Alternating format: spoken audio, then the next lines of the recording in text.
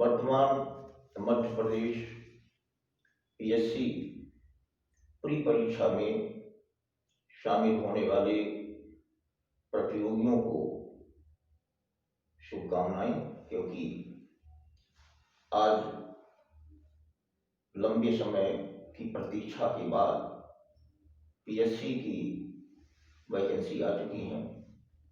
यह पीएससी में शामिल होने वाले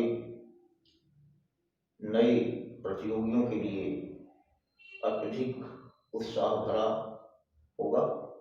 वहीं हाल ही में आए पीएससी प्री के रिजल्ट में असफल प्रतियोगियों के लिए भी मरहम का काम करेगा।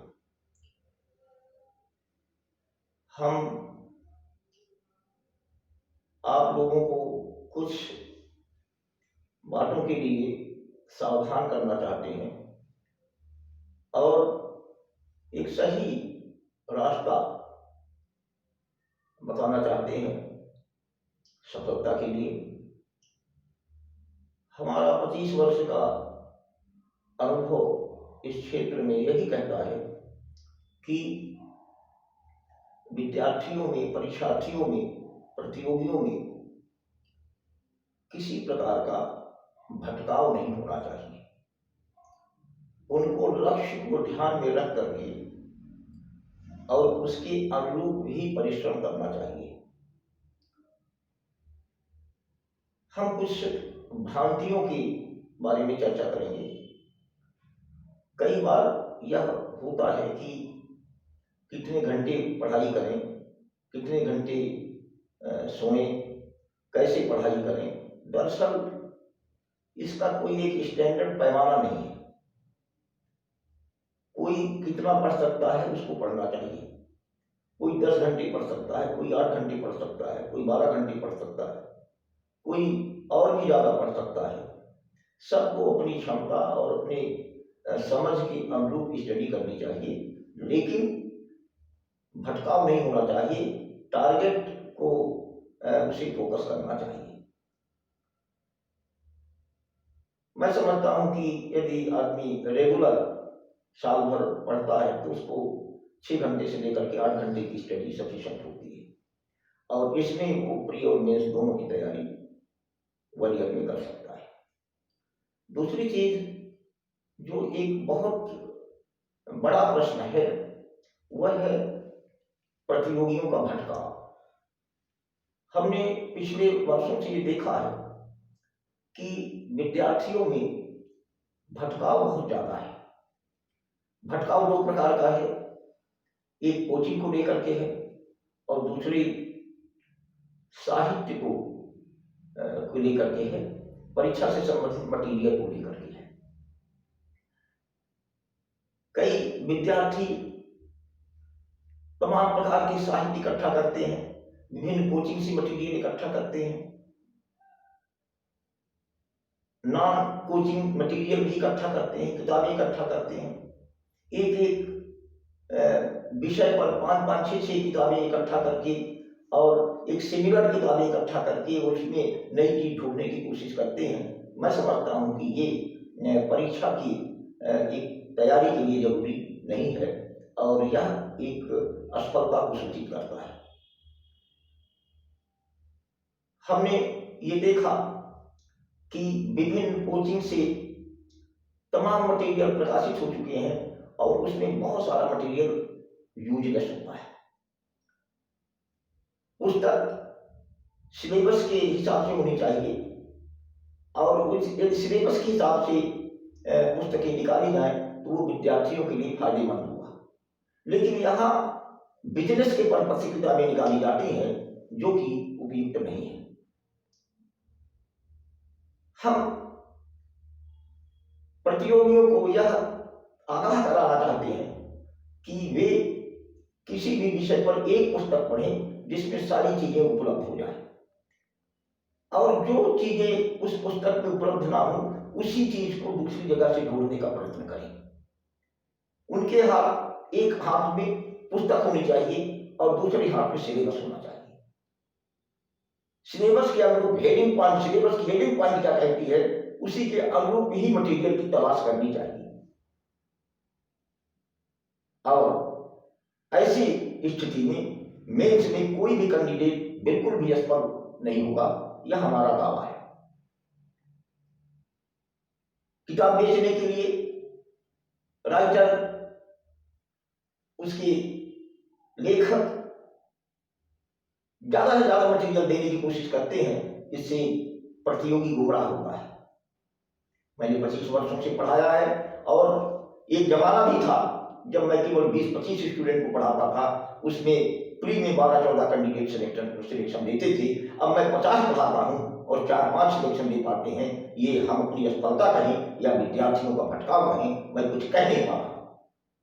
और इस चीज से मुझे बहुत आक्रोश है कि विद्यार्थियों को भटकाने के लिए बहुत सारे लोग मैदान में खड़े हैं और इनसे विद्यार्थियों को स्वयं बचना चाहिए। विद्यार्थी, हर कोई विद्यार्थी, हर कोई प्रतियोगी बहुत ज्यादा कोचिंग पर डिपेंड नहीं रहना चाहिए।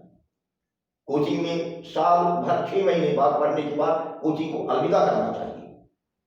कोचिंग से हट करके अपने घर में सीमित होकर के अपने मटेरियल, किताब के सहारे तैयारी करना चाहिए।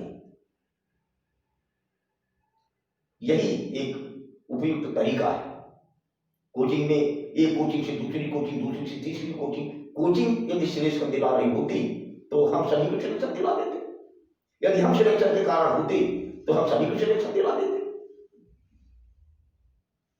किसी भी कोचिंग में, किसी भी इंस्टीट्यूट में 200-400 लोगों के पढ़ने के बाद 2-4-10 लोगों का सिलेक्शन कोई माने नहीं रखता। इसको लेकर के कोई बहुत डीप मार रहा हो तो ये चीज पर आपको तय करना है।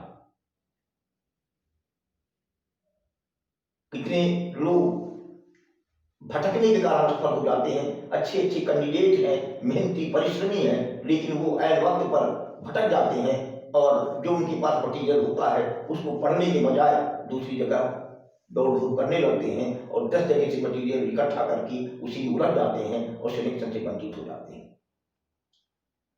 दरअसल आज चाहे वो मेंस हो, चाहे कैसी भी परीक्षा हो, बहुत कुछ प्रदर्शन के लिए बचा नहीं है। प्रतियोगी चाहे वो बहुत प्रदर्शन करे तो उसके लिए कुछ बचा नहीं है। 5 लाइन, 2 लाइन, 1 लाइन या फिर 20 लाइन में आदमी बहुत कहने की स्थिति में नहीं है।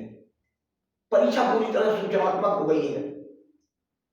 अब ये आपको तय करना है कि किस प्रकार की सूचना आपको देनी है एग्जामिनर के लिए, यह आपको तय करना है।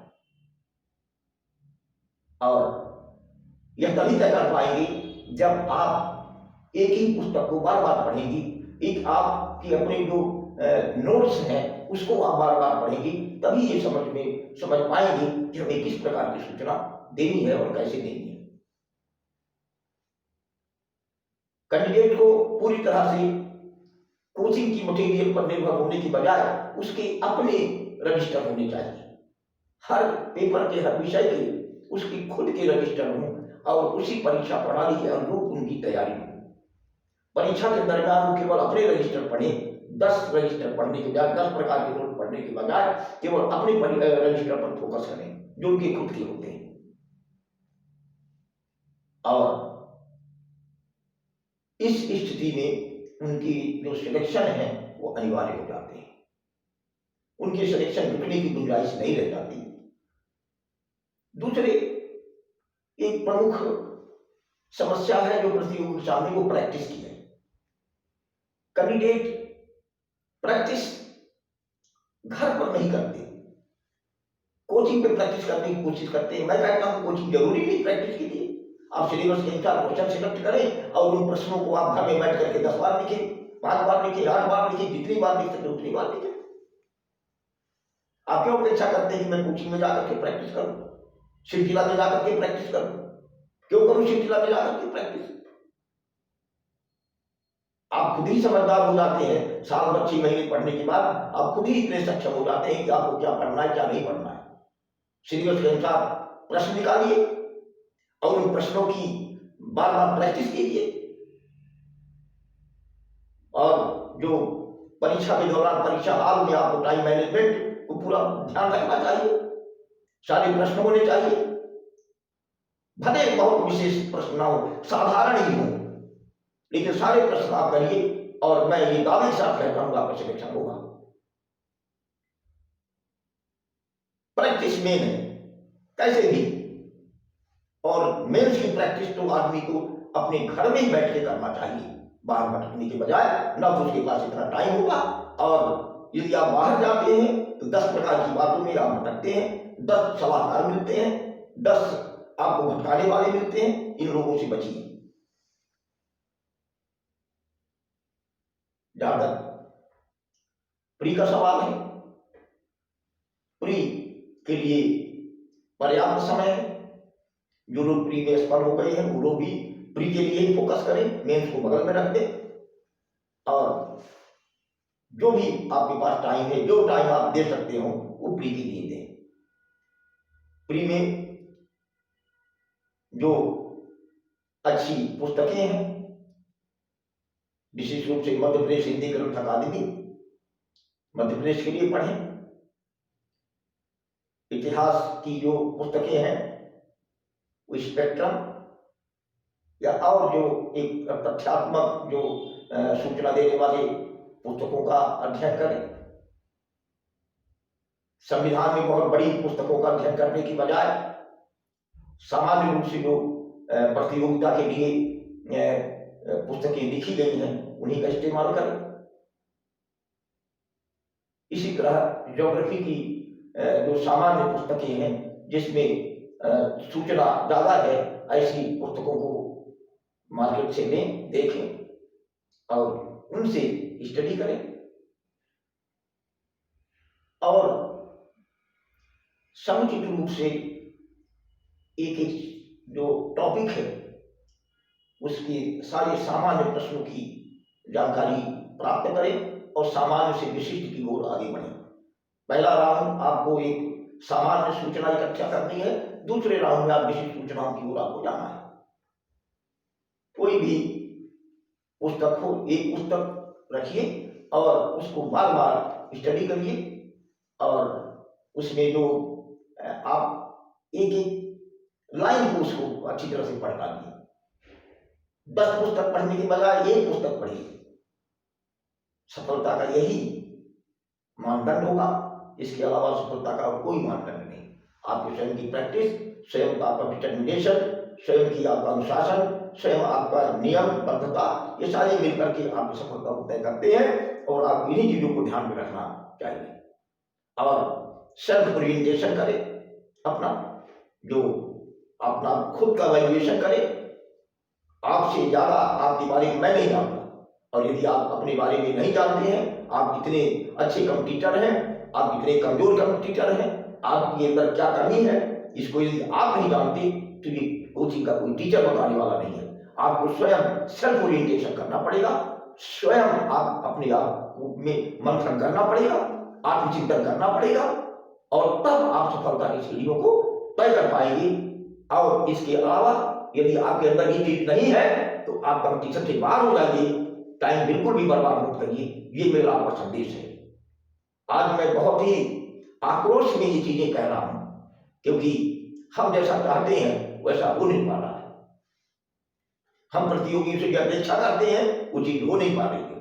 हम प्रतियोगियों से जिन चीजों से बचने के लिए कहते हैं उससे वो बच नहीं पा रहे हैं। यही उनका असफलता का मानदंड है, यही असफलता का उनका एक खामियाजा है। Thank you.